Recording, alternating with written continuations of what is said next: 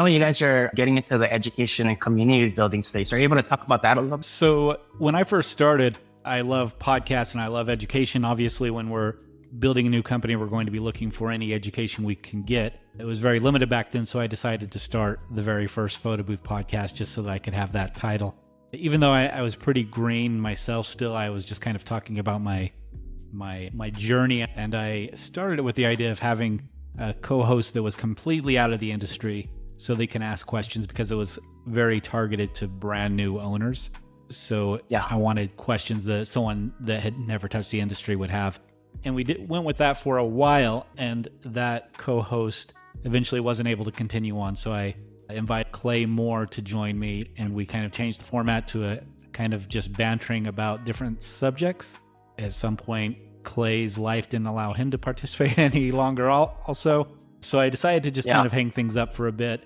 I went to school, but I just have this need to, I don't know, I've always felt like you should either be learning or you should be teaching. Like those are the two areas of your life that you should be. If you feel like you've learned, then you should be sharing that knowledge with other people. I've had that personal need to share knowledge, and I've been taking notes through the few years that we were on a hiatus. And then I was planning a comeback actually through TikTok. And Lap and I ended up on this, a handful of photo boothers got together to go on a cruise, and Lap and I were both on this cruise.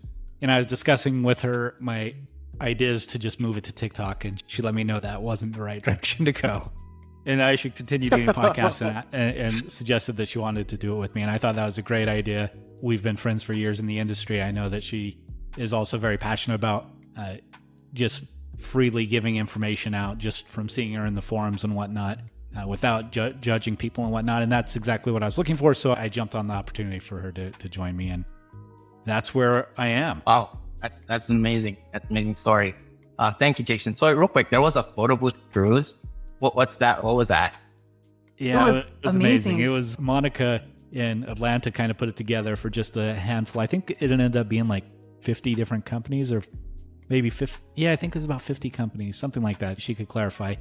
And typically we all go to PBX and we learn a lot there, but we always tell everyone, like, the biggest thing that you're going to learn is just like when you're out networking and hanging out and having cocktails with people, like the knowledge that you're getting from other boothers is so invaluable. So she took that information and decided to just make an event out of it. And she took the helm along with a few other people I don't want to discount. I think George. I